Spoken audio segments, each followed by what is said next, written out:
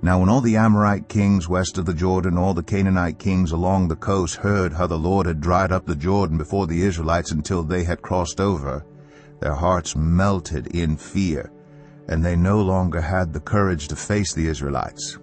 At that time the Lord said to Joshua, "Make flint knives, and circumcise the Israelites again." So Joshua made flint knives, and circumcised the Israelites at Gibeath Araloth. Now this is why he did so. All those who came out of Egypt, all the men of military age, died in the wilderness on the way after leaving Egypt.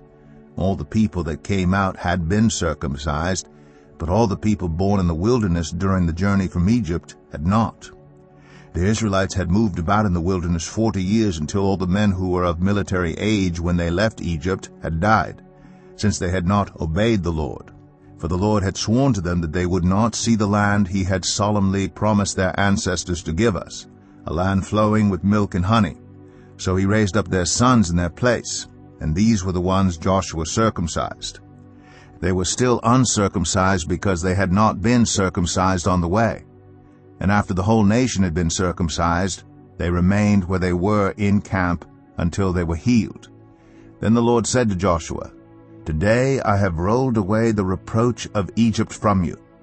So the place has been called Gilgal to this day.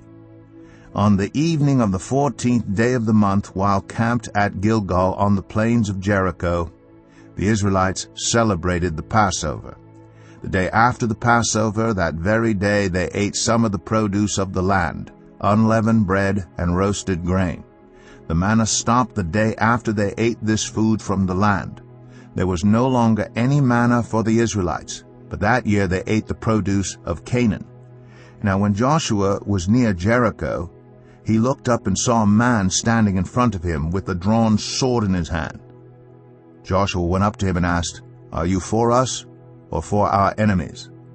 "Neither," he replied, "but as commander of the army of the Lord I have now come." Then Joshua fell face down to the ground in reverence, and asked him, "What message does my Lord have for his servant?"